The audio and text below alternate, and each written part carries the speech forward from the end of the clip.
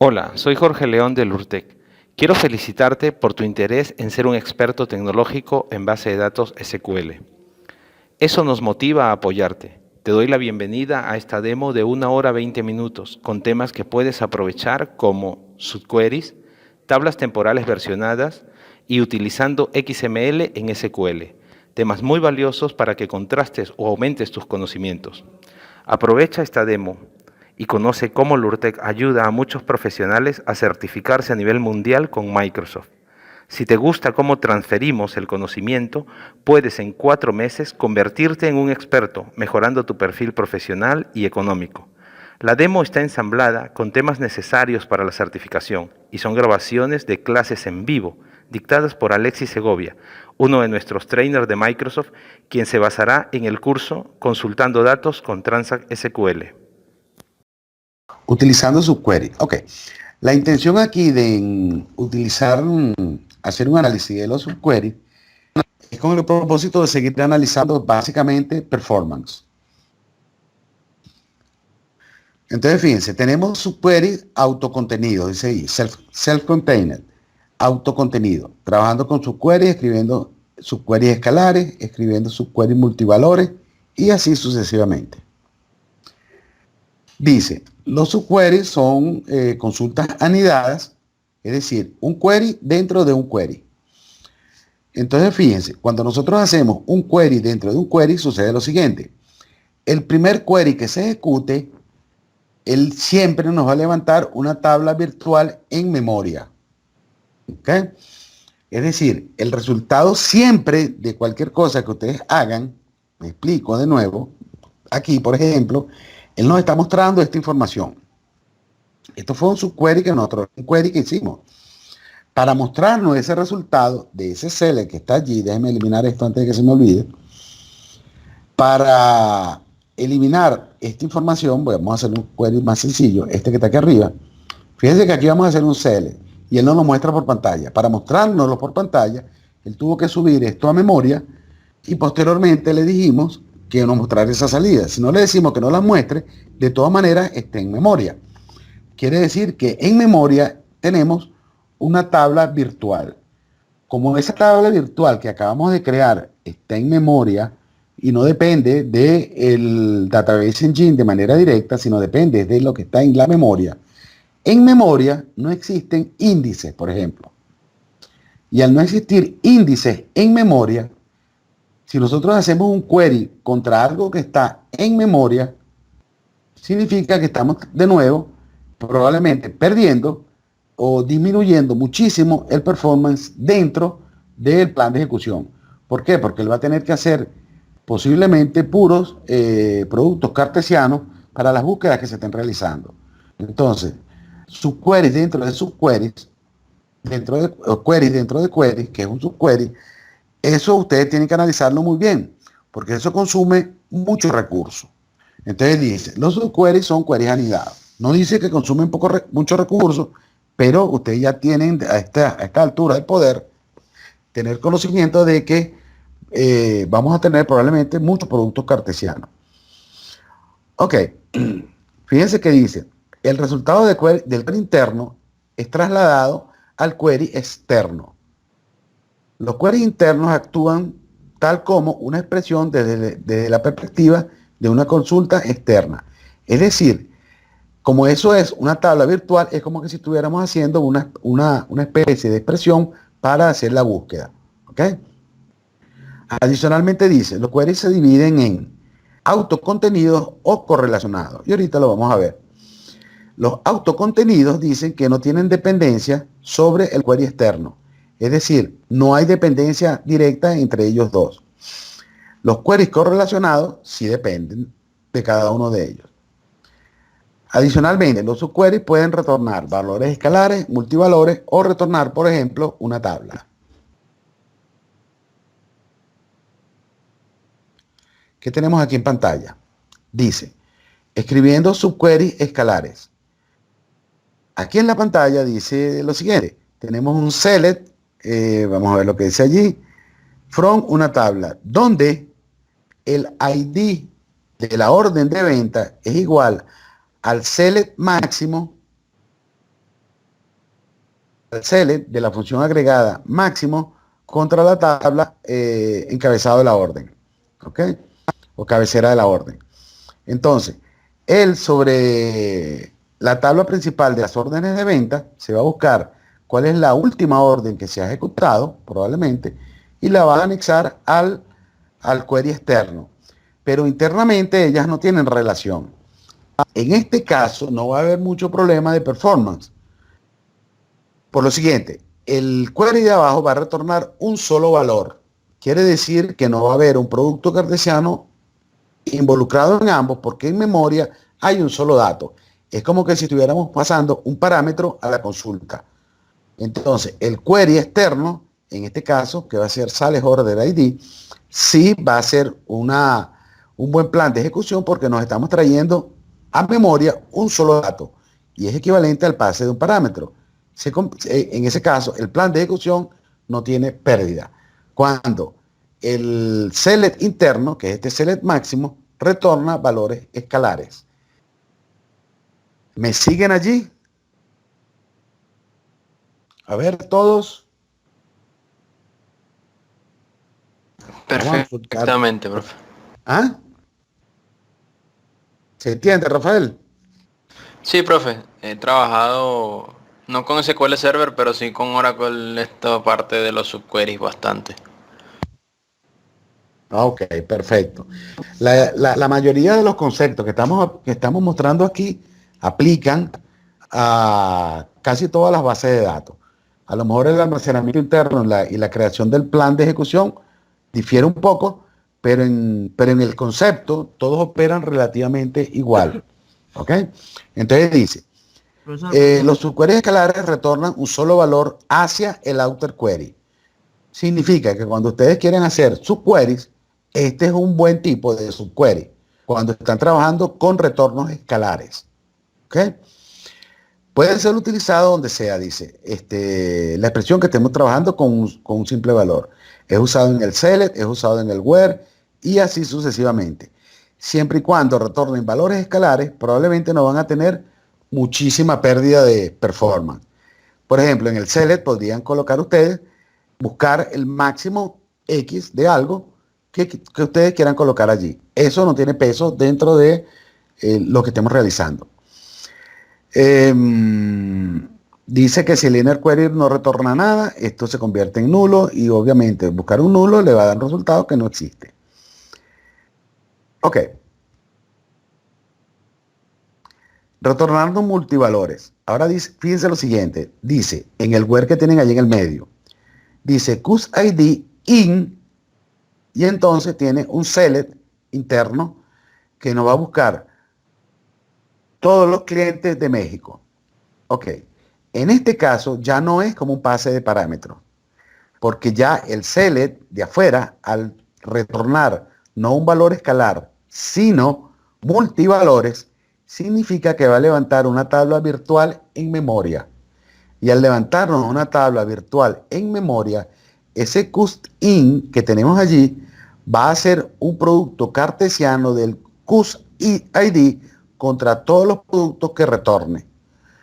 Y como no hay una limitación del CUSID tampoco, por ejemplo, yo podría haberle dicho where CUSID in esto y CUSID igual 5, por decir algo, para ver si ese 5 existe dentro de México. Si lo hacemos una limitante, podría probablemente mejorarse el query, pero en este caso tenemos un subquery externo, que es el primero que ven arriba, el que dice select QID order ID from sales orders, donde el QID in, ese es el query externo. El query interno es el de abajo que dice que va a buscar todos los clientes de México. Significa que él no va a levantar, dependiendo de esa tabla, obviamente, muchísima información en memoria. Eso es una tabla virtual. Y cada CUSID de la tabla de sales.orders tiene que ir contra esa tabla virtual que está en memoria. Ese query que ustedes tienen ahí en memoria es pésimo. ¿Ok? Ese traten de no ejecutarlo. Ok, dice que abajo hay una recomendación. Preferible utilizar un join. En vez de hacer eso que tienen ahí, utilicen un join. Ese subquery que ustedes están colocando, que muchísima gente lo hace sin saber lo que está haciendo, eso es un query extremadamente pesado. ¿Ok? Y muchas veces lo hacen subquery dentro de un subquery, dentro de un subquery, y así van.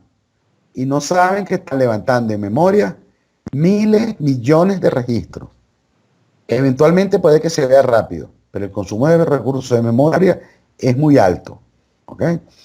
Imagínense, el select interno que tienen abajo dice select QID, pero ya ustedes saben que en memoria no está QID.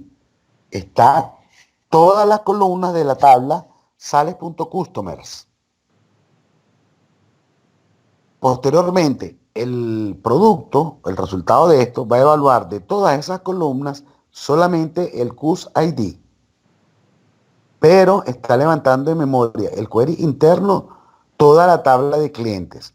Y generalmente esa tabla de clientes son tablas grandes, tienen direcciones, tienen muchísima información de clientes. Y la tabla de órdenes que tienen arriba también levanta muchísima información en memoria, solamente para validar los QID. Eso traten de no ejecutarlo. Eso es un query extremadamente costoso. ¿Me sigues, Ana? ¿Me sigues, David?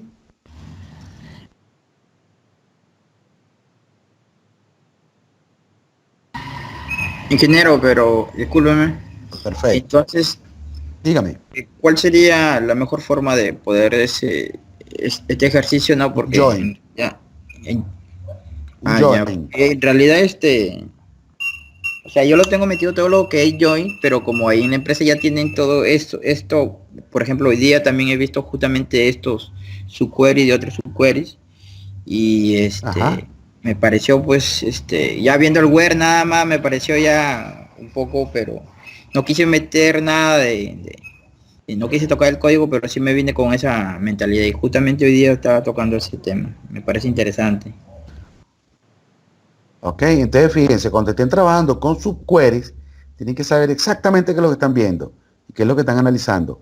Porque los subqueries son extremadamente costosos si no saben lo que está pasando allí. Ese simple query que ustedes están viendo en pantalla es pésimo, extremadamente pésimo. Si ustedes pueden sustituir todos los subqueries con instrucciones join, prácticamente mejor. Hay pocas excepciones. Y el exist, exactamente. David está dando con el otro punto. Hay otra instrucción que es el exist, la instrucción exist. ¿Ok? La instrucción exist tiene la diferencia de que el subquery que se va a levantar siempre retorna un solo valor. Es como un pase de parámetros también. Y siempre retorna un solo valor. Y siempre retorna verdadero o falso. Y ese es un excelente subquery cuando utilizan el exist o el not exist. Entonces, todos los subqueries que ustedes vean deben estar orientados o a join o a exist y not exist. El resto generalmente son queries extremadamente costosos, malos, pésimos, que dicen que nosotros no sabemos realmente nada de lo que estamos haciendo. Profesor, una consulta. ¿Me siguen todos? Dígame, Profesor, gracias. sí, ¿cuántos joins debe tener una consulta como máximo? Porque una recomendación que leí por ahí era de que si es que pasábamos el uso de 5 joins, ya el performance era malo. Entonces me quedé con esa duda. Porque si hacemos... No, todo depende, Claro. todo depende. Acuérdate que los join lo que hacen es retornar, va a depender todo lo que tú hagas. ¿Ok? No va a depender de si son 10 join o son 100 join o no. Eso va a depender ahora del conocimiento que tú tengas de la sintaxis y de lo que está sucediendo allí. Me explico. Tú puedes tener 5 join contra 5 tablas y cada tabla contiene a lo mejor 2 columnas, por darte un ejemplo cualquiera. Y cada tabla tiene 100 registros. Eso es un join que no pesa absolutamente nada. ¿Sí? Son productos que se van a analizar muy rápido y te van a traer la información de manera violenta. Ahora, si tú tienes dentro de dos joins, imagínate, que tú tienes las tablas de inventario, el archivo de movimiento del inventario, y le haces otro join contra otra tabla a lo mejor del movimiento de producción, y en cada uno de ellos tienes 10 millones de registros, porque es el movimiento del periodo, eso por así tenga solamente dos joins, eso podría ser extremadamente pesado. Entonces habría que analizar qué hacer allí, independientemente que sea un join. ¿Me sigue? No es la Sí. cantidad de joins. Va a depender, uno, de lo que tú conozcas de la sintaxis y dos, de las tablas que están detrás. Y si, por ejemplo, esa subquery que está en pantalla solamente me retorna unos 3 o 4 IDs, igual va a seguir siendo pesada.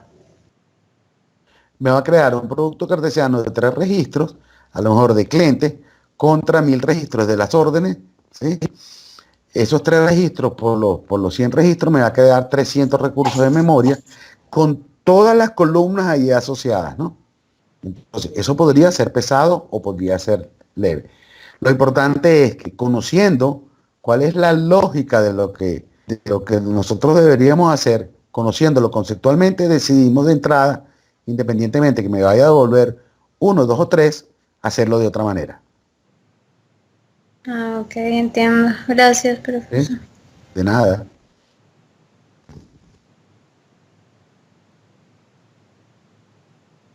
Ok, trabajando con queries Profesor, correlacionados. Dígame.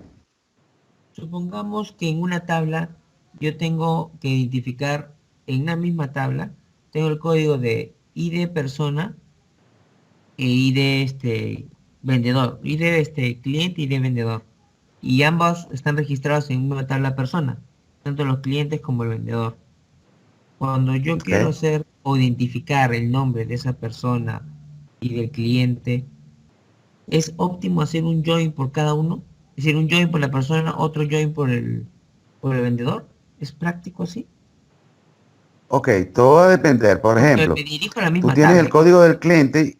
Ah, En ambos casos me dirijo a la misma tabla. ok, Es pero eso decir, te la iba a decir. tabla... Todo va a depender de lo que... No, lo escucho, lo escucho. Dime, termina de darme el ejemplo. No, es que a eso me refiero. Si en mi tabla principal tengo los dos, yo a la hora de consultar el nombre de cada uno me dirijo a la misma tabla. ¿Es práctico hacer un join Ujú. dos veces para obtener el dato de cada uno? Ok, todo va a depender, fíjate, ya va. Imagínate que tú tienes la tabla de ventas y estás en la cabecera o en el encabezado de la tabla de ventas. Entonces ahí tienes el código del cliente y tienes también el código del vendedor. ¿Sí? Quiere decir que el cliente en ese caso está correlacionado de manera directa en el mismo registro con el vendedor. Entonces, ahí no necesitarías hacer dos joins. Ahí con un solo join capturas a los dos. Por ejemplo, que sea este cliente y este vendedor para hacer un análisis. O que sea este cliente y que no sean estos vendedores o este vendedor en particular. Entonces, probablemente ahí no tiene problema porque ellos están correlacionados de manera directa y fuertemente dentro del mismo registro. ¿Ok? Ahora, cuando tú tienes, por decir algo, imagínate, yo creo que yo les he dado ese ejemplo de cómo se estructura cualquier producto. Entonces, tú tienes que un producto, imagínate, yo siempre les pongo el ejemplo de mi laptop. Mi laptop es un artículo y él tiene el código 1000, pero el laptop tiene partes. Y entonces la parte es, por decir, la pantalla, el teclado, la memoria, todo el detalle de los artículos. Pero ellos no están correlacionados en un mismo registro, desde el punto de vista de que toda esa información puede ser analizada en un mismo registro. Entonces tú ahí desde el punto de vista de diseño podrías correlacionar quién es el padre y quién es el hijo solamente, pero el conjunto de todos ellos no. Entonces, como el conjunto de todos ellos no está tan directamente correlacionado, sino que generalmente se correlaciona por dos columnas en particular, en ese caso, tú probablemente si vas a necesitar hacer más de un join. join con el principal y join con el secundario. Y entonces ahí tú sí puedes establecer una relación de varios join. Pero si en el registro ellos están directamente correlacionados, como sucede en la mayoría de las tablas, es muy difícil que un dato que esté dentro de un mismo registro no esté totalmente correlacionado. En consecuencia, el join se debería hacer contra una sola tabla. Lo que tienes que validar bien es qué tipo de filtro vas a aplicar para que te traiga la información. ¿Me sigues? Sí lo sigo, profesor, pero no me imagino Ok, cómo hacer perfecto. un join. O sea, usar un Ajá. join para tener datos que están en diferente posición de la tabla, ¿no? Que voy a hacerle join.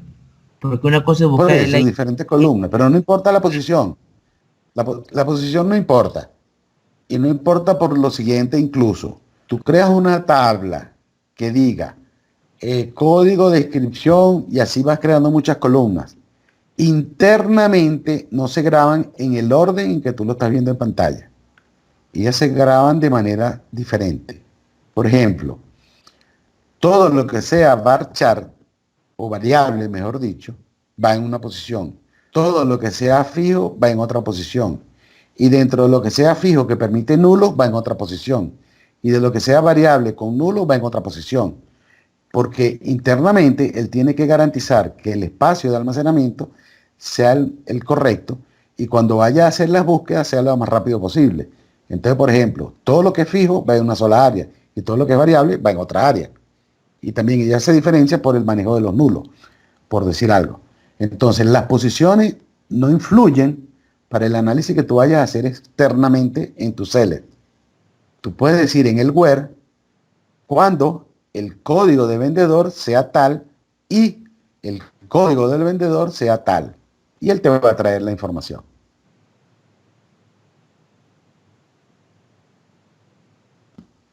¿Me sigues? Claro, sí lo sigo, pero ¿podría ser un ejemplo práctico? Que de verdad no me imagino cómo hacerlo. Claro, en tu caso yo lo hago bien porque, o sea, tengo Bueno, vendedor, mira, vamos a ver lo práctico. resultado. Mira, vamos a meternos aquí a ver un momentico. Y vamos a meternos en la tabla de una tabla de ventas que le gusta a la gente entrar con la tabla de ventas. Ok, fíjate, ya, vamos a buscar, pues, déjenme decir que hay ventas, sales, debe ser sales para ellos. Estoy en Profe, la una base de consulta de datos eso, de, relacionado a eso mismo. dígame. Eso mismo, Dígame. es cuando se dan esos casos de necesitar usar un join contra la misma tabla, no afecta en nada, o sea, el performance o no hay nada que haga el mismo join otra vez. Mientras tú lo hagas bien, obviamente, por ejemplo, un join de una tabla y un join de otra tabla, los dos join van a hacer aterrizajes. Probablemente va a suceder lo siguiente. Si la tabla es muy pequeña, pues relativamente pequeña, suficiente que un aterrizaje se la traiga, entonces cuando tengas un join contra un join, él sabe qué memoria tiene la información, pero él la va a compartir en memoria y él va a hacer las divisiones en memoria para hacer ese trabajo. Si son muy grandes, él va a tener que entonces ubicar en la memoria dos tablas, ¿sí? Y es tal cual como que si fueran dos tablas. El momento Entiendo. donde va a haber problemas de performance es en el aterrizaje en disco. ¿Me sigues allí? ¿Por qué? Porque si Sí, es sí, muy sí. grande, va a disco y se trae. Y dice, solamente me puede traer un pedazo. Ahora me voy al otro lado y me traigo también otras páginas. ¿Sí? Y entonces, en ese momento, como es muy pesada la información, él tiene que conformarse como que si fuera dos tablas. Entonces, el problema es que, como es la misma tabla, en la misma área física, entonces ahí tiene un problema de aterrizaje en disco. Pero de resto, es como que si Ah, sí, fueran dos sí, lo tablas entiendo. diferentes. Ajá, ok. Claro, claro. Sí, lo que pasa es que ¿Sí? se me dio un caso, sí, recordé por lo que está diciendo David, hay un caso referente a otro sistema, tiene que ver con compras de una compañía que en la parte de envío de notificaciones por correo, a veces quieren Ajá. recuperar cantidad nueva y cantidad anterior cuando hacen modificaciones entre los servicios. Y Ok. ese tipo de cosas, las modificaciones se trabajan con réplicas. se replican los artículos se van replicando por etapas. Cada vez que haces una modificación se crea una etapa y cuando editas el registro se hace una réplica del anterior para llevar un historial. Entonces, en ese aspecto quedan en posiciones distintas y tocó hacer algo parecido a eso, un join, un doble join, por así decirlo, para obtener la cantidad anterior del artículo. Ok, ahora tú me estás hablando ahí que estaban trabajando en un data warehouse, probablemente, ¿o no? No. Te lo digo por no lo es un siguiente, data porque en warehouse. los data warehouse es que se aplica generalmente ese concepto que tú estás diciendo, que uno tenga un manejo de históricos bajo el concepto que tú dijiste para hacer el trabajo. Porque fíjate, ¿cuál es el gran problema dentro de las auditorías que nosotros tenemos hoy en día? O dentro del seguimiento que le hacemos al movimiento de la información. Que realmente hoy día es difícil que alguien le haga un seguimiento preciso a todo. Porque no lo pensamos así, pues. Pero eso es una obligatoriedad que tienen los motores de base de datos que nos deben permitir a nosotros poder hacer seguimiento de absolutamente todo. ¿Ok? Es decir, supongamos que quieren hacer un seguimiento de mi vida y yo agarro y digo que me casé en tal fecha y posteriormente me divorcié y posteriormente tuve hijos y todo eso. Lo más seguro es que en todos esos periodos intermedios no saben cómo fue mi vida o cómo fue mi expediente. Hoy las bases de datos están obligadas a tener todo ese detalle almacenado. ¿Ok? ¿Y cómo se logra? En base de datos, ¿no? Tener algo que se llama hoy en día manejo de versiones. Y el manejo de versiones que se utiliza las versiones se llaman manejo de tablas temporales versionadas. Eso hoy lo incluyen los nuevos productos como SQL Server y Oracle, y entonces de manera automática se lleva todo ese control. Y tú no tienes que estar haciendo nada. Después lo que tienes que hacer es, cuando vayas a hacer la consulta que me acabas de comentar, te vas contra el histórico y contra el diario. Con el actual, pues. El actual y contra el histórico. Y eso lo arma él automático. Y posteriormente tú puedes hacer análisis de absolutamente todo lo que está sucediendo allí. ¿Me sigues? Sí, correcto. ¿Sí? Ya, Porque sí, nosotros en la perfectamente. práctica intentamos hacerlo. Y hacemos unas cosas que llevarla es complicado. Y analizarla peor y corregirla peor. ¿Sí? Ya eso hoy en día se maneja como versionamiento de tablas. Y esa es una exigencia que está como desde los años 50, ¿sí? Del siglo anterior. Pero todavía no se había logrado hasta hace como 5 años. Entonces hoy en día los sistemas manejan versionamiento. Y el versionamiento es automático. Y no hay huecos entre cada periodo. No hay nada de huecos. Se sabe, por lo menos desde el punto de vista computacional, todo lo que está pasando a un registro cualquiera. Entiendo. Ok. ¿Ah? ¿Me entiendes o no? ¿O me expliqué o no? Sí, profe. Déjame ver. ¿Sí? Es más, déjame decir que hay algo por aquí. Fíjate. Esta tabla que está aquí tiene un relojito, ¿lo ves? ¿Ves un famoso relojito ahí? Si es que se logra ver. Apareció algo que dice Human Resource Employee, aquí, temporal, y entre paréntesis dice System Versiones. Lo que pasa es que la pantalla está como colgada, la conexión está Lenta. un poco Ok. mal así. Si tú tienes allá en la base de datos de Adventure World, te vas a dar cuenta que hay algunos que van a presentar un relojito. Ese relojito se está manejando versionamiento en esa tabla. ¿El relojito se ve a simple vista o...? Izquierdo. A simple vista del lado izquierdo, antes de que apertures la tabla. Justamente, disculpen, justamente había visto en Adventure World y me había quedado un poco con la duda, pero ahorita justamente están tocando el tema y me parece interesante. Ok. Si lo podemos ver, lo vemos en algún momento. Ok. Entonces, fíjense, la pregunta era la siguiente. Fíjate, aquí tenemos una tabla de clientes que tiene clientes y personas. ¿Sí? Y entonces, aquí hay un valor nulo. Yo podría hacer la siguiente consulta. Ya, pero déjame decir por aquí hay alguna información que no sea nula. Esta tabla como que tiene puros valores nulos. No, aquí tiene. Profe, Ok. para ver eso del versionamiento, ¿hay que activar algo en específico o solo cuando uno restaura la base de datos ya debería mostrarlo? No, no, no, no. Es decir, eso es, hay que crear con ciertas instrucciones, indicarle a esa tabla que ella va a trabajar con versionamiento. Y ella automáticamente se coloca en modalidad de versionamiento y arranca a trabajar. Y después tienes que analizar en la documentación, porque hay varios formatos de trabajarlo. Son dos tablas que se van a crear, la actual y la histórica. ¿Ok? Entonces tú puedes hacerle consultas directas con tu CL, con tu conocimiento de la sintaxis, contra las dos tablas para hacer análisis. Pero adicionalmente a eso, existen otras instrucciones ya preestablecidas por los motores de base de datos que permiten parte de eso de lo que tú quieres hacer.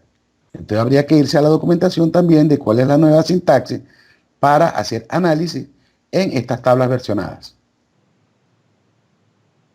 Entiendo. ¿Sí? Ok. Sí, sí. De todas maneras tiene otra sintaxis y te la muestro rapidito para ver si en esta se ve en este diseño que está aquí. Déjame hacer el script de la tabla. Create, new query. Fíjate que aquí va a aparecer lo siguiente. Aquí dice, los datos van a tener un campo que aquí dice valid desde, valid hasta. Tiene unas exigencias.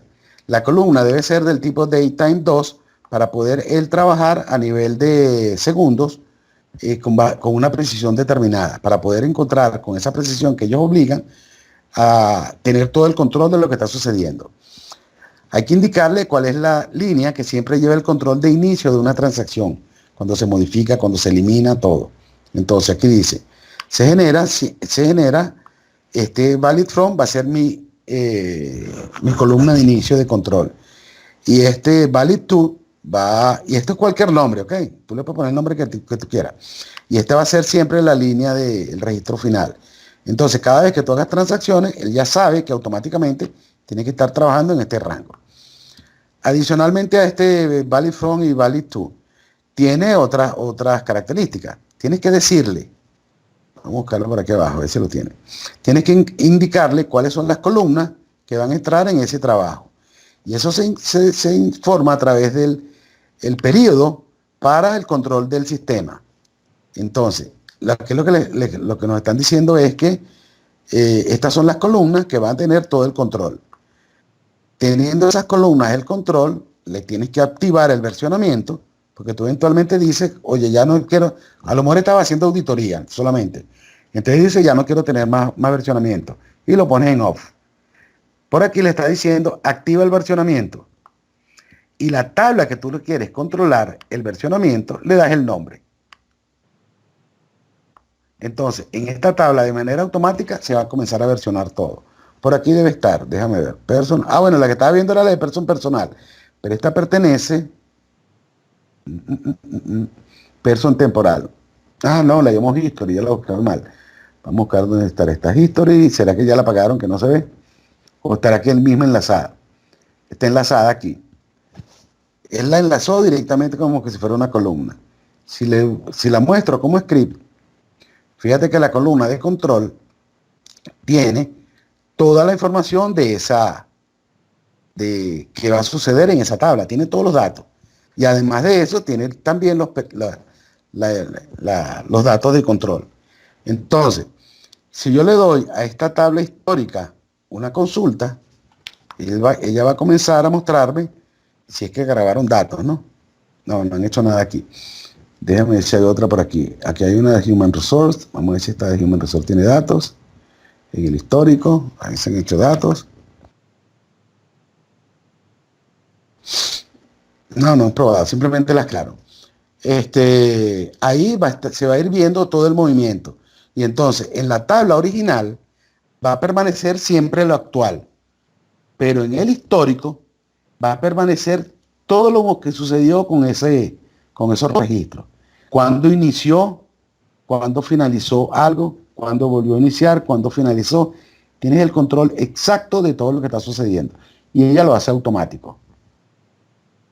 Y eso se llama Entiendo. versionamiento temporal del sistema. ¿Me sigues? Ahí tienes todo. Sí, profe, sí. Bastante informativo eso, bastante bueno saberlo. Ok, y de todas maneras, si podemos, hacemos en cualquier momento esa. ¿Cómo crearlo? Bueno, ¿cómo crearlo? Ya viste, le tienes que crear dos columnas y activarlo y crearle una tabla de histórica. Eso es todo. Y para ir para adelante, comienza, si no te conoces en la documentación, la sintaxis que existe entre ambas, que también es sencilla, no es nada compleja, es cuestión de buscarla, tú puedes hacer un select de una tabla a la otra, son dos tablas diferentes. Y el día que le hagas off, esta relación que ellos permanecen ahorita, que están unidas, desaparece y queda una debajo de la otra. Una tabla independiente de la otra. La puedes eliminar, la puedes borrar, todo lo que tú quieras. ¿Sí? Comprendo. Sí, justo Ok. y buenísimo saberlo porque tal vez pueda aplicarlo a un caso del mismo ecosistema ese de No, y es control que de asistencia. la idea es la siguiente. Nuestros sistemas de computación hoy en día tienen limitaciones de históricos. Todos. Si tú te fijas en cada registro que uno crea, esos registros generalmente tienen muchos saltos y no sabemos qué pasa en el intermedio. Y eso es una obligación que ya a nivel internacional todas las tablas deberían tener. No puede ser que existan esos huecos en el tiempo. Entonces, por eso apareció el concepto de versionamiento. ¿Para qué? Para poder tener un control exacto de todo. Eso te sirve para hacer auditoría, para hacer análisis, para ver cómo se están comportando los datos, todo. Sirve para hacer de todo. Y ya es automático. Claro. No tenemos Excelente, que muy inventarlo bien. nosotros. ¿Sí? Es buenísimo. Sí, Lo no hay que pasa estar es haciendo casi nadie insert lo usa. como se ha visto en otros casos. Nada, eso lo hace ella solita. Ella hace todo. Perfecto. ¿Sí? Y así se llama. Cuando lo vayas a buscar, buscas versionamiento temporal de tablas, algo así se llama. Es más, creo que dicen tablas temporales, Eh, creación de tablas temporales versionadas. Creo que ese es el concepto. Ese módulo no está en el curso, pero se lo voy a dictar porque eso le va para el examen. Y probablemente, si nos da chance para la semana que viene, vamos a ver si revisamos JSON.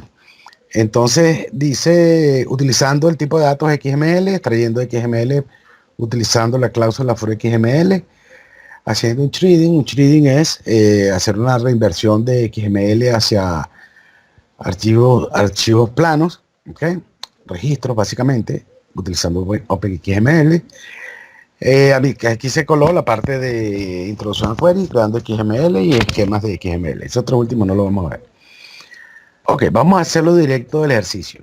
Todos tienen sus máquinas abiertas y en el Word, en el documento Word, en el módulo 12 yo tengo aquí algunos ejercicios. Entonces vamos a empezar por el primero.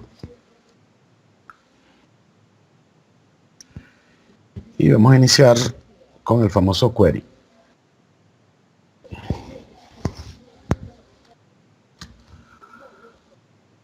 Y yo voy a trabajar con el 2016. Ok, entonces fíjense. Voy a comentar esto de que es XML Raw Order Root Orders. Ok, aquí se está haciendo una consulta de una tabla estándar. La voy a ejecutar sin el for XML. Y esto nos va a traer información asociada a clientes, básicamente. Ya va. No me va a dar porque no le di aquí arriba el Adventure World.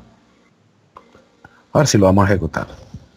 Entonces fíjense, aquí tenemos, nos está mostrando el QID, el ID del cliente, el territorio y al que pertenece el cliente, obviamente, y las órdenes de compra que tiene él colocadas con nosotros. Las órdenes de venta, perdón. O la facturación que nosotros le hemos hecho a él. Depende de lo que estemos mostrando. Esas son ventas, facturas. Ok. Ahora, esto es formato crudo estándar a nivel de registro. Vamos a convertir esto a XML. Hay varias instrucciones que se utilizan en la cláusula for XML. Entonces, fíjense, vamos a ejecutar esto. Ahora le voy a decir for XML Raw. Raw es básico, es crudo, como el nombre lo dice. Es bien sencillo. Aquí abajo, ya, vamos a ponerlo un top 10 para que no se vea mucho. Top 10. Y lo volvemos a ejecutar. ¿Y qué tenemos aquí? Él en formato crudo, formato for XML Raw, nos dice, bueno, tenemos registros. Este va a ser la raíz que él va a utilizar. dice que es un QID. Estos son todos, son atributos, lo que él nos está mostrando, ¿ok? En formato XML. En XML tenemos atributos y tenemos elementos. No les he mostrado un XML. Y vamos a buscar. Ok, fíjense, del lado derecho nos está apareciendo algo como un símbolo de interrogación, dice la versión 1.0. Esa es la única versión que existe de XML, no hay más versiones. Ok, es decir, XML llegó hasta allí. No tiene mayor crecimiento de aquí en adelante. Adicionalmente, tenemos tags, que son estos que dice quiz y quid del lado derecho. Esto es un tag para indicarnos que aquí va a comenzar a circular información. Posteriormente tenemos más tag. Aquí tenemos un tag que dice canda, dice secuencia igual 1. Esto es un atributo dentro de este XML que estamos trabajando. Esto es un elemento, ¿sí? Estamos trabajando una pregunta, esta es su respuesta. Entonces, ¿qué es XML? XML es un lenguaje utilizado básicamente para intercambiar información en Internet. ¿Ok? Significa lenguaje marcado ampliado. El propósito del XML es sustituir, o fue sustituir en su época, todos aquellos formatos básicos que nosotros siempre hemos trabajado, como el CSV, TXT, cualquier otro formato que nosotros inventáramos. ¿Y cuál es el propósito?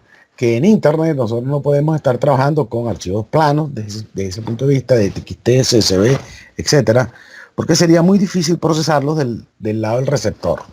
¿Ok? El lado del receptor tendría que conocer exactamente qué viene, qué características tiene para poder generar una aplicación de su lado que interprete esa información. Para que no exista esa interpretación se creó XML. Y los lenguajes de programación, en consecuencia, se dedicaron a desarrollar diferentes semánticas, diferentes sintaxis, diferentes comandos para procesar el XML.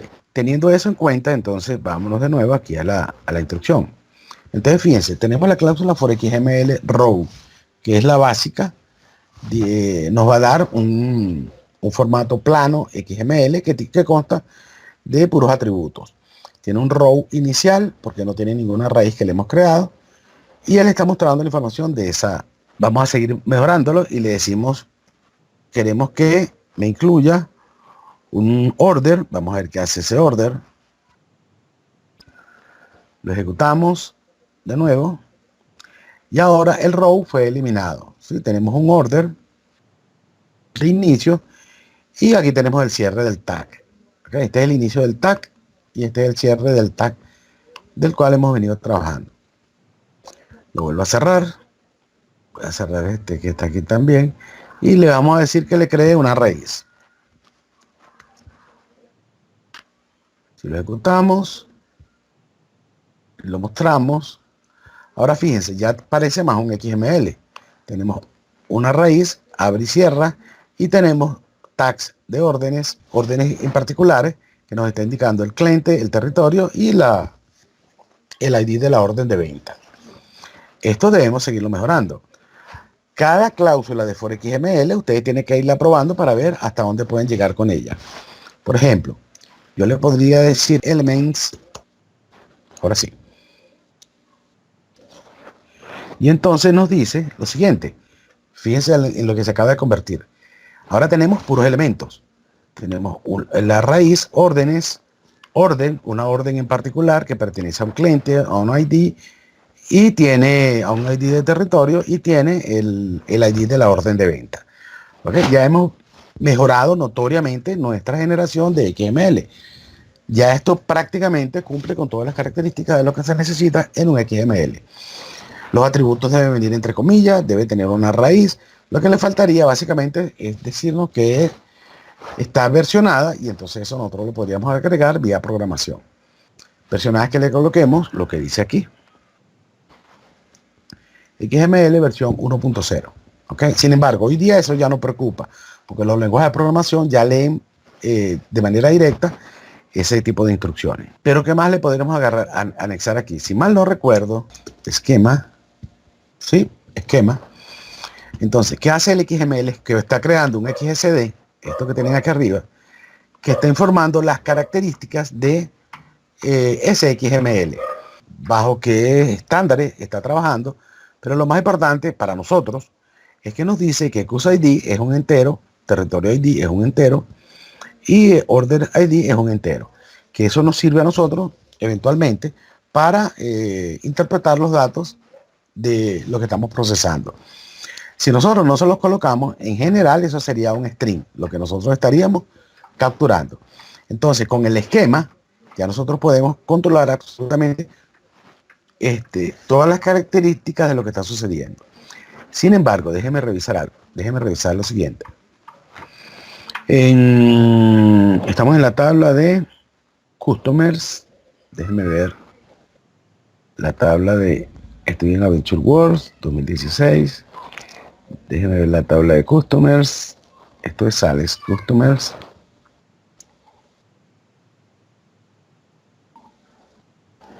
Quiero validar algo.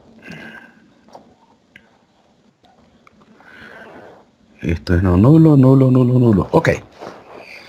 Entonces voy a hacer lo siguiente. El territorio puede traer nulos. Voy a hacer un select, asterisco, from, sales.customers, where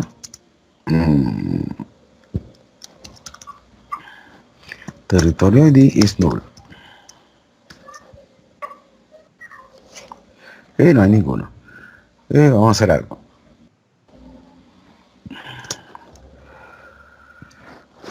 Or person ID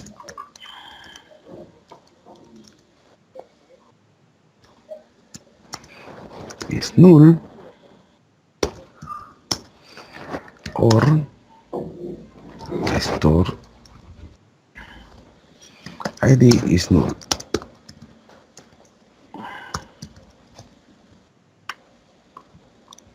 Y lo dejo ejecutar. A ver si hay datos. Aquí sí hay datos. Customer 1. Y déjenme ver algo aquí. Ok, entonces voy a hacer lo siguiente. El dato person ID viene nulo. Y lo voy a mostrar.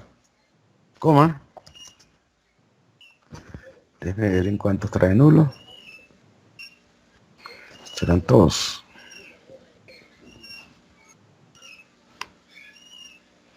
No, el store también lo trae.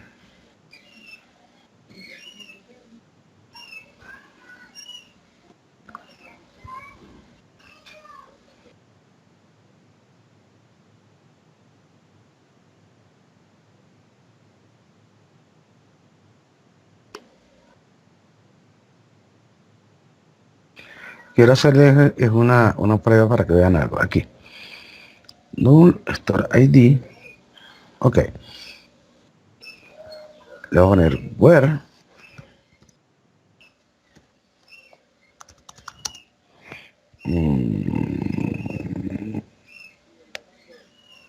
No. Sí.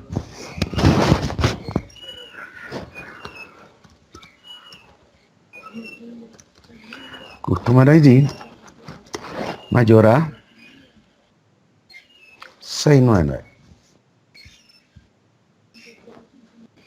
¿Qué pasó aquí arriba? Ya vamos a revisar.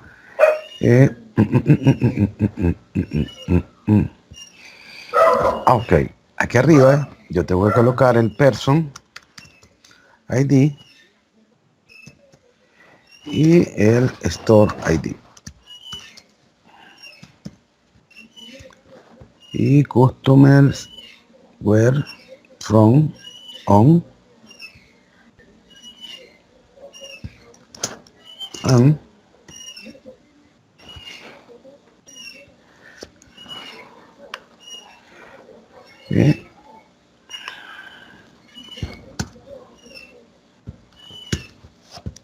ok, ahora fíjense lo siguiente y lo ejecutamos. Ok, ¿qué tenemos aquí? Fíjense. CusID 11.000 person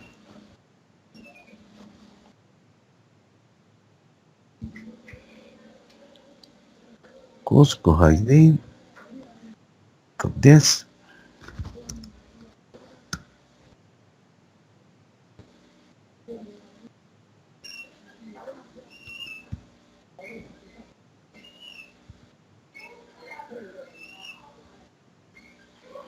$11,000.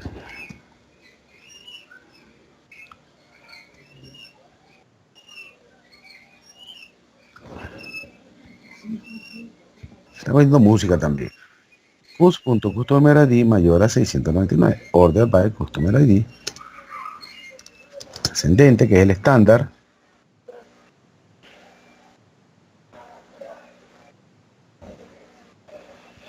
González Customer. Esto es estándar. Sin match. Debe ser que no hace match. Y eso es. Bueno, vamos a hacer algo. No importa. Sí, aquí lo que está sucediendo es que no hace match y en consecuencia no los muestra. Pero fíjense lo siguiente. Le voy a poner aquí. No, está bien. Lo ejecuto. Y ahora tenemos nuestro XML que dice que tiene que mostrar Person ID y Store ID. Aquí está mostrando Person ID, y así sucesivamente. ¿Ok? ¿Qué está sucediendo? Que no nos muestra el campo Order ID porque él viene nulo. Y ese es un detallazo. ¿Por qué? Porque cuando esta información ustedes la capturen del otro lado, realmente no van a saber qué está sucediendo. No están visualizando ni están capturando el almacén. Sin embargo, podría suceder lo siguiente, que de repente aparezca el almacén y desaparezca Person ID, porque Person ID viene nulo. Y entonces ahí se termina de complicar la lectura del XML. Eso lo tenemos que resolver, pero no vía programación, sino vía el select que estamos haciendo. ¿Para qué? Para poder facilitar todo el análisis de lo que vayamos a hacer del otro lado. Entonces le podemos decir, si también mal no recuerdo, que si a los elementos le decimos la siguiente instrucción, xsinil, ¿qué va a hacer él? Cuando nosotros la estemos ejecutando,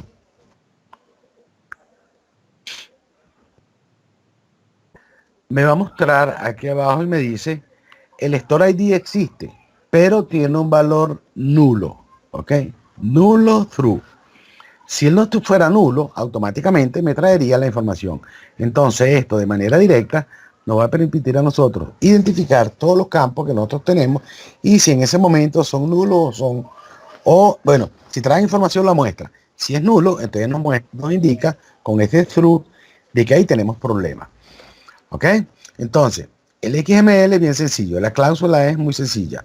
Dicen, esta que tienen aquí en pantalla, for XML row.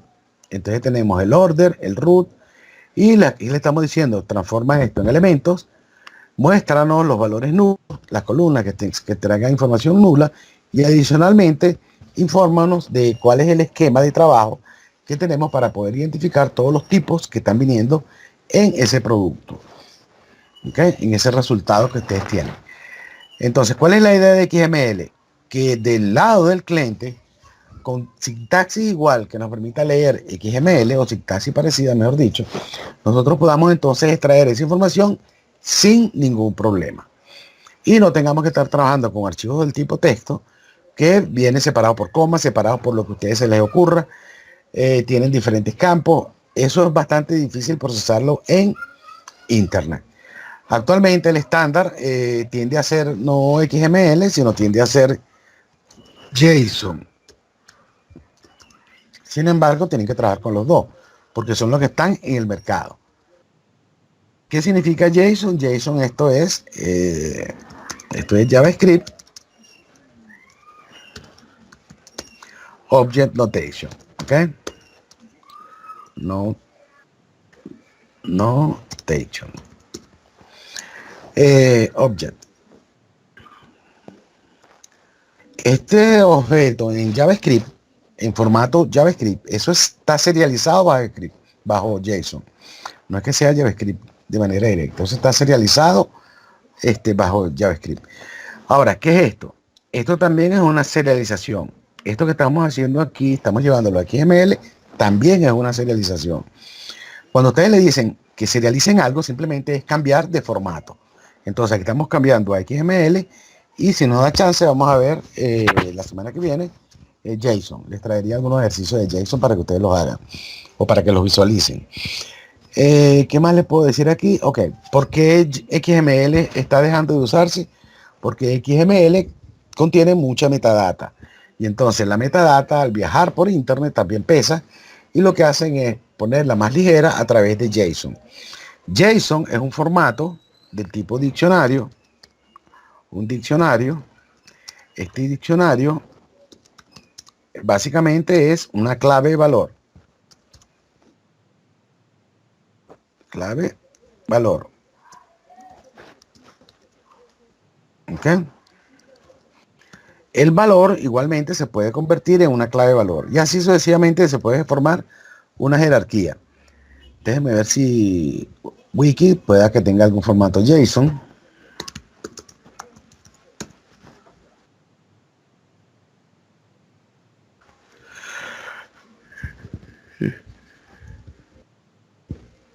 A ver si hay algún ejemplo por aquí. Bueno, aquí hay uno muy sencillo, Juan Pedro Jacinto, pero eso no tiene, es un vector. Aquí está. Un ejemplo de JSON.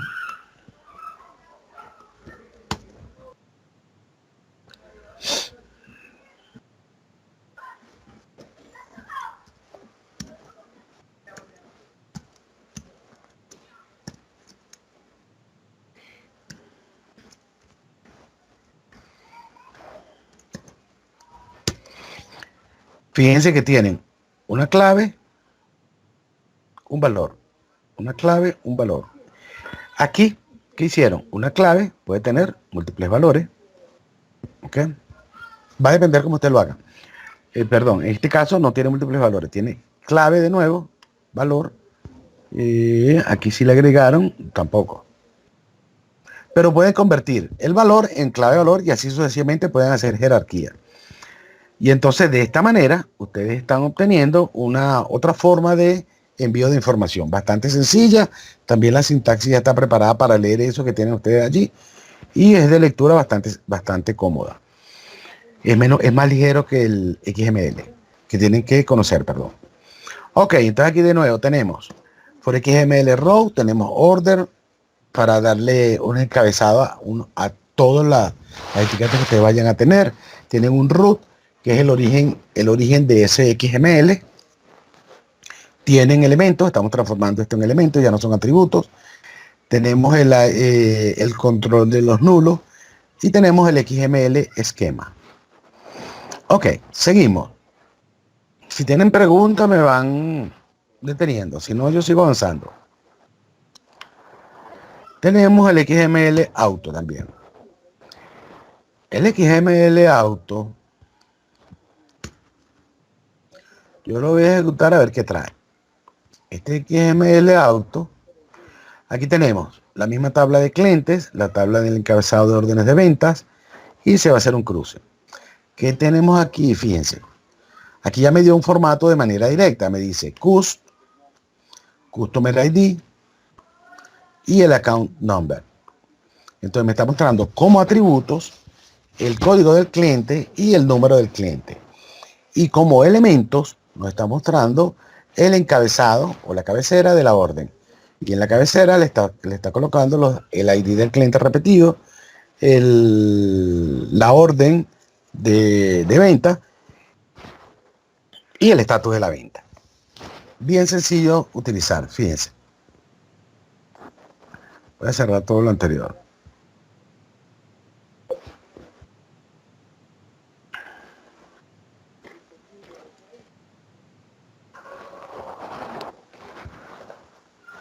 ¿Qué tenemos aquí?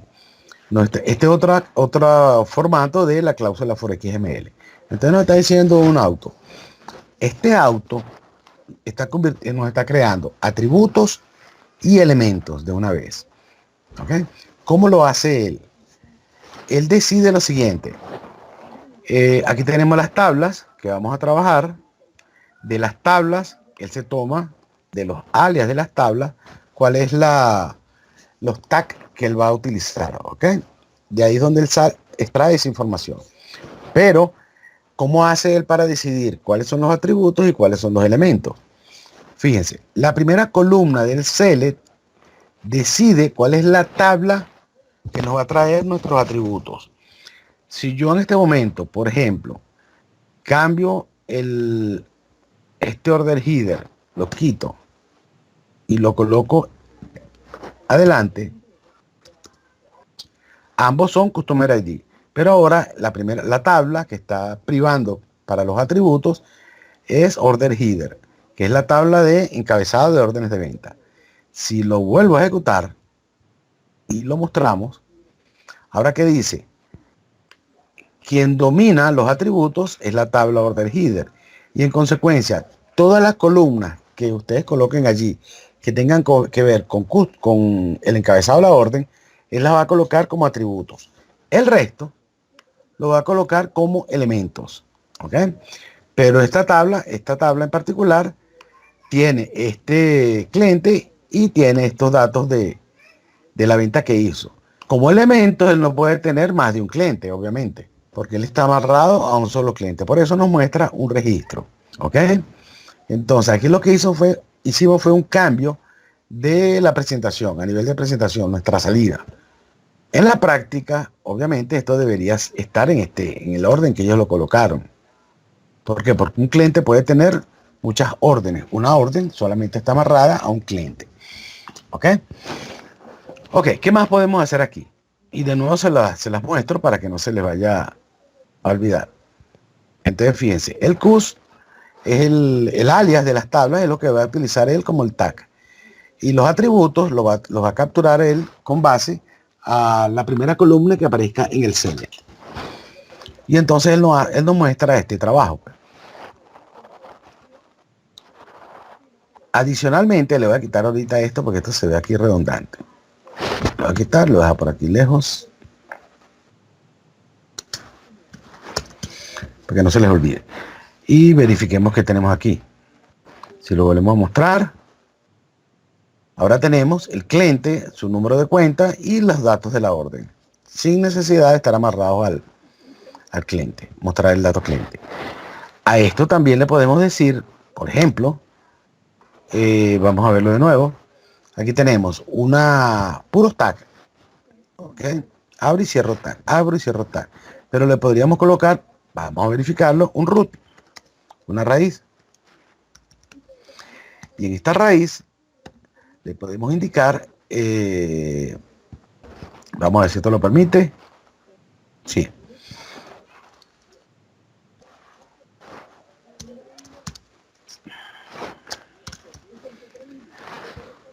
Fact de facturas. No, aquí no estoy inventando yo. Le voy a poner invoices. Ok. Entonces, ¿qué va a suceder? Ahora tenemos una raíz y tenemos todos los datos como nosotros estamos esperando que aparezcan. Adicionalmente, yo le podría decir también elements, a ver qué pasa si nos transforma esto. Nos dice que sí. Lo mostramos. Y ahora fíjense, para mi facturación tengo un cliente CUS que tiene esta información que previamente eran atributos, ahora son elementos. Pero esos elementos que tenemos aquí arriba están asociados también a elementos que pertenecen a esta orden, a esta orden, a esta orden y a esta orden. Me van siguiendo, cambiamos todo a formato de elementos. Y eso podría ser una solicitud de un cliente en particular para que nosotros le enviemos la información. El cliente decide cómo le vamos a enviar la información. Si el sistema es nuestro, obviamente nosotros decidimos, si esto es para terceros, que el tercero reciba como nosotros pensamos que debería formarse esa salida. Ok, entonces de nuevo, aquí lo que estamos es trabajando en formato completo de elementos y aquí estamos trabajando en formato de atributos y elementos. Cierro este, le voy a quitar este elements y le podemos poner igualmente el XLS esquema, XML esquema, y lo mostramos para que entonces enviarle también las características de la información que estamos procesando. Y aquí arriba aparece todas las características de la información. El customer es entero, el account, ¿dónde está? Es varchar. Okay, el account number es varchar, tiene otras características. La orden es entera, el estatus es entero. Okay, ya tenemos todo el detalle de ese resultado. Para trabajar con el XSN INIL, vamos a verificar si lo podemos colocar de manera directa aquí. Nos dice que no, incorrecta sintaxis. Esto generalmente se da con elements, porque los elementos son los que pueden esconder un valor nulo. Y aquí entonces aparecería, en caso de que tuviéramos información nula, les aparecería por allí el through que vimos hace rato. Ok, tenemos el for XML auto, tenemos el XML row. Preguntas. De esto le van a salir bastante en la certificación, les diré, pero bastante. Así que pregunten lo más que puedan. Si no, yo avanzo tranquilamente. Si tú estás en un banco y le pides información, por ejemplo, a tus clientes de los impuestos que pagan o el organismo del estado del país donde tú vives solicita que le envíen información para poder analizar el pago de los impuestos, si eso está bien hecho, lo más seguro es que te lo pidan o que lo envíes en XML o que lo envíes en JSON. Ya hoy día no te lo deberían estar pidiendo en formato de texto, porque de texto significa que tú en tu oficina tendrías que adecuarte totalmente al formato que te está exigiendo o el banco o la empresa del estado que necesita que tú le envíes la información.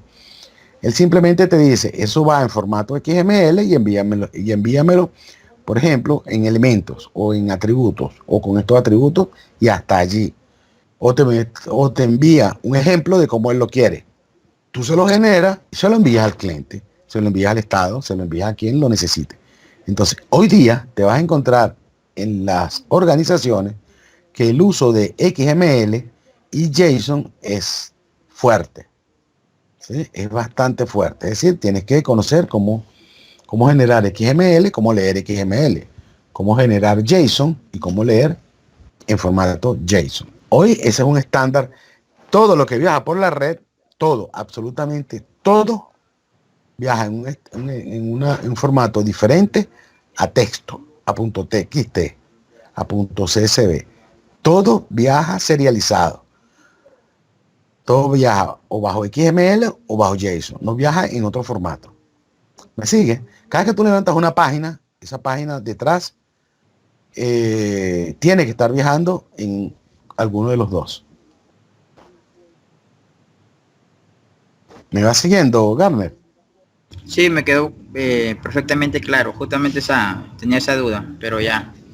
Claro. Ok, perfecto. Gracias. Eso es obligatorio.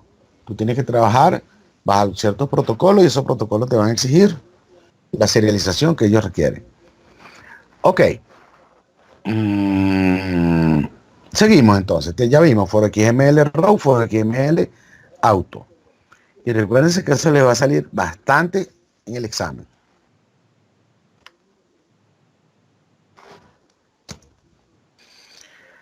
Tenemos for XML path. ¿Dónde estoy? Aquí. New query. Entonces fíjense, con el XML path, ¿qué estamos haciendo?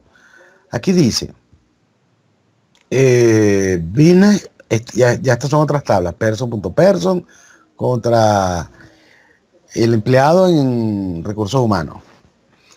¿Qué está diciendo? Vamos a trabajar con XML path. Va a tener un employee, vamos a ver qué es eso. Va a trabajar con elementos y va a crear un root que se llama employees.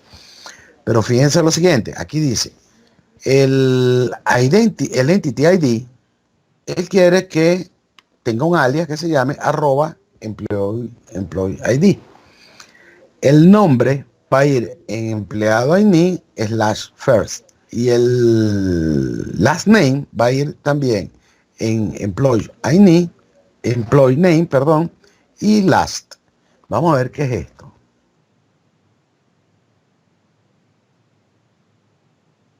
Fíjense, aquí tenemos empleados, total de empleados, tenemos el employee.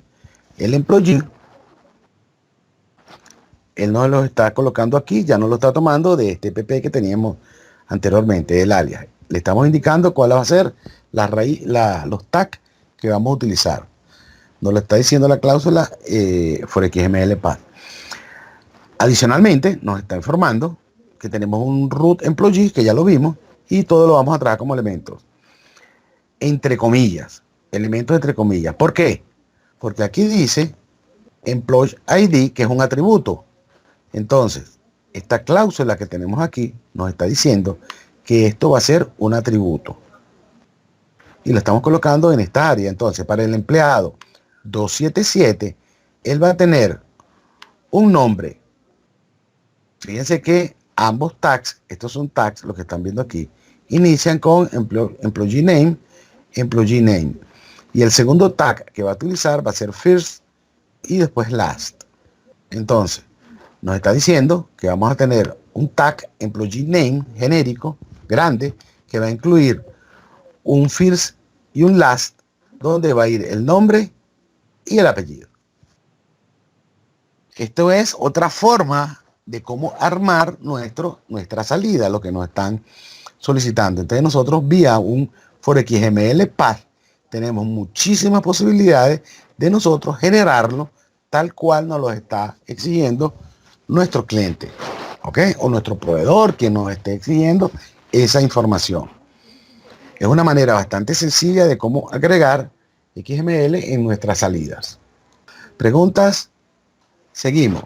Ok, fíjense. De nuevo, esto no está dentro del curso, pero es importante que lo dominen y lo dominen bastante, porque el día a día lo van a utilizar mucho. Y además, en la certificación les van a aparecer muchísimas preguntas de la cláusula for XML. ¿Qué más tenemos?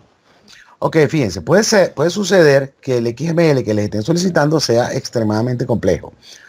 Cuando es extremadamente complejo, nosotros tenemos otra opción de armarlo, que es con el XML explicit. El XML explicit, ¿qué va a hacer? Nosotros tenemos que, déjenme verificar en la presentación, a ver si por casualidad lo tengo aquí en la presentación. Aquí está. Fíjense, lo voy a levantar aquí. Modalidad explícita, dice aquí. Ustedes tienen que armar, imagínense una hoja de Excel, lo que el cliente les está solicitando. Entonces les está indicando, por ejemplo, que él necesita el código del cliente y eso sea el encabezado de lo que vayan a trabajar. Posteriormente, para un cliente en particular, necesitan que les informe las órdenes que él tiene aplicadas, las fechas.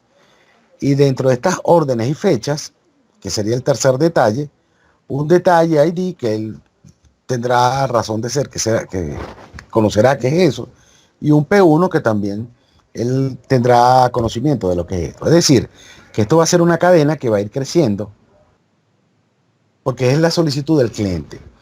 Entonces, cuando ustedes trabajan con XML explicit, ustedes pueden vía una hoja de Excel armar la salida que el cliente quiere. ¿Y esto qué significa? Que fíjense, aquí dice tag 1 es este 1 que ustedes están viendo aquí en pantalla, ¿sí? Y esto es obligatorio. Lo llamamos tag, porque el XML explicit va a entender lo que significa ese tag. Ese tag va a tener un padre.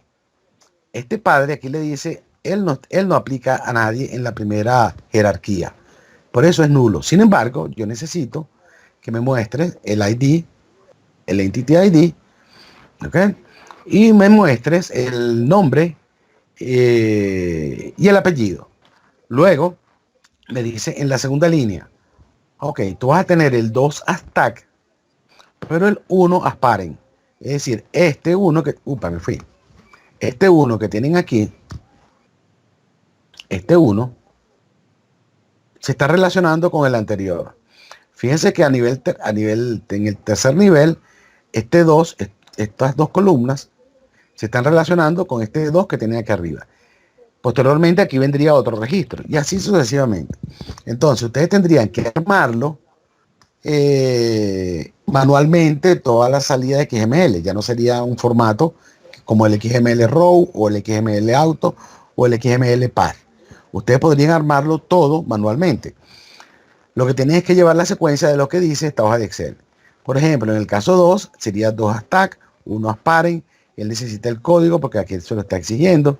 Luego, el first name, el last name y así sucesivamente lo que vayan a necesitar. Ustedes tendrían que armarlo, tendrían que utilizar un union all para que capture todos los registros, duplicados o no. Y por último, hacer un order by por lo que ustedes necesiten para la salida que le están solicitando. En base a eso, entonces, aquí yo tengo más o menos déjenme decir, ya lo copié, un for XML explicit. Y esto que iría a sacar en este caso. Si le damos a ejecutar y lo mostramos, entonces fíjense que tenemos un employee con el empleado 1, el nombre, y si él tuviese más datos, lo que pasa es que yo no lo hice completo con el nivel 3, él le agregaría todos los datos que ustedes necesitaran. Ok, entonces la forma de hacerlo manualmente es a través de la cláusula for XML explicit, esta que tienen aquí abajo. Y ahí comienzan a agregarle, a validar todo lo que él podría tener, una raíz, un elemento. Ustedes decidirán qué hacer allí. Y él le irá mostrando los posibles errores en la medida que ustedes lo vayan cargando. Ok, ahora fíjense, que adicionalmente a esto tenemos, como está ahí en pantalla, dice un trading XML, que esto ahora es al revés. Fíjense que ahí nos dice de entrada, esto lo que hace es hacer un trabajo en memoria. Nos crea un nodo, un árbol en memoria para trabajar. Se va a utilizar la sintaxis OpenXML, que tampoco está en el curso, pero que le va a salir parte de ello en el examen. Así que ustedes tienen que revisar esa cláusula. Y también tienen que revisar la parte de XML namespaces. Ahora fíjense, ¿cómo opera esto? Cuando ustedes van a hacer un trading, ustedes se leen un documento del tipo XML. ¿Cómo es el procedimiento? Se recibe la información del cliente, se crea un árbol binario con el store procedure XML prepare document.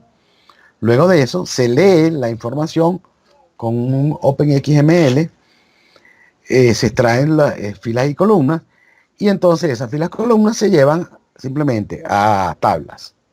Por último, limpian la memoria, es lo que les está diciendo allí. Entonces, fíjense. Bueno, aquí estaba el ejemplo, pero yo se lo puse de otra manera, me lo bajé de internet. Entonces, imagínense, esto es lo que nos envía un cliente, este documento que está aquí. Este que dice root, tiene un root, un cierre de root, tiene clientes, tiene valores. Imagínense que eso es lo que nos llega el cliente. Aquí lo estamos haciendo manual, pero eso puede ser un store procedure que solicita un parámetro, y en este caso el parámetro es el documento que vamos a leer, o lo lee directamente de base de datos. Ese documento aquí se está declarando del tipo varchar 1000, pequeño, y estamos haciendo un idoc, que va a ser el puntero que vamos a nosotros capturar para la información que va a subir a la memoria. Entonces, aquí tenemos el documento. Tiene una raíz, puros tag, como les estaba diciendo. Tiene tag, tiene, ¿cómo se llama? Atributos, tiene elementos. Eso lo van a identificar ustedes con lo que tengan. Y lo primero que van a hacer es ejecutar el store procedure XML prepare document. Este store procedure, fíjense que tiene una salida asociada a idoc. Es decir, en @idoc es donde nosotros vamos a crear un puntero en memoria para posteriormente leerlo. @doc es el documento de entrada. Entonces ejecutamos este store procedure y utilizamos un OpenXML. El OpenXML es para leer la información. Ahora, el OpenXML tiene también otra sintaxis. Eso significa otras horas que ustedes tienen que prepararse sobre cómo opera el OpenXML. En este caso le estamos diciendo, más o menos, vamos a capturar un idoc, que es lo que está en memoria, esto que está aquí. De ese idoc nos vamos a ir a esta área, a customer, y ¿qué vamos a hacer? Vamos a levantar una bandera para indicar si eso lo vamos a mostrar como elementos o como atributos. Entonces tienen que verificarse cómo se manejan las banderas dentro de OpenXML. Y le estamos diciendo que se extraiga Customer ID y Contact Name. Si lo ejecutamos, aquí falta una instrucción, que es el SP Remove Document. ¿Ok? Ese se lo voy a dejar a ustedes para que lo ubiquen a ver cómo se hace. Si ejecutamos esto, él ya nos da un resultado en fila columna. Él extrajo Binet, esto que tenemos aquí, y su nombre, el contact name. ¿Ok? Entonces nos dice, para el tipo de OpenXML que estamos operando, con la sintaxis que incluimos, nos está diciendo, estos son los ID que tienes con los nombres de esos ID o de los contactos que le están exigiendo. Esta parte, bien sencillo utilizar XML. Hay muchísimo dentro de XML del lado de C# incluso. Si ustedes se van a esta área aquí arriba y buscan XML en C# se van a encontrar que hay muchísima información en C# que incluso se puede trabajar con LinkU. ¿Ok? LinkU to XML, por ejemplo, para poder leer en XML.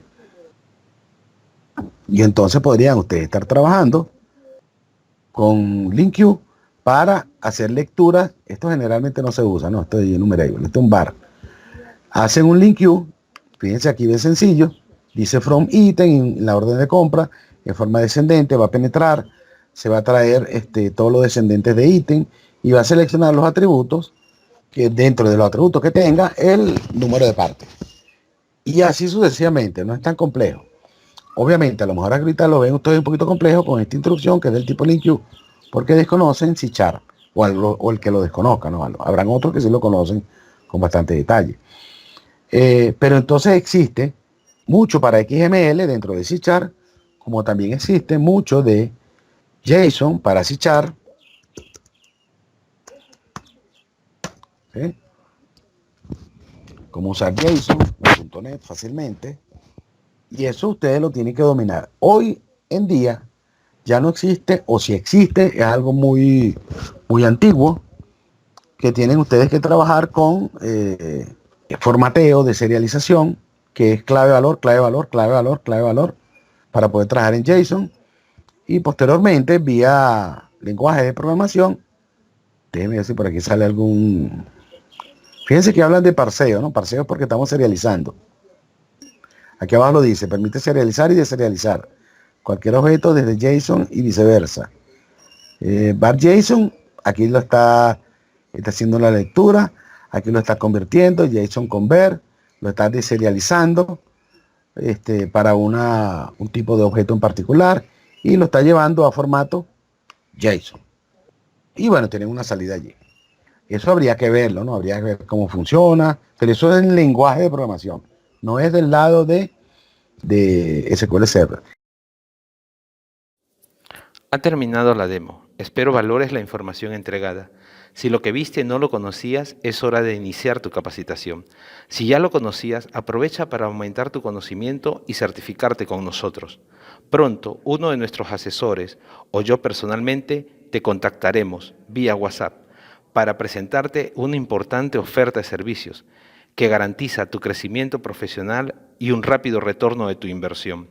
Agradecemos evalúes bien las opciones y permitas que el Lurtec te acompañe a escalar y conquistar nuevas metas de manera confiable, rápida y económica para ser un especialista en base de datos certificados a nivel mundial en 120 horas.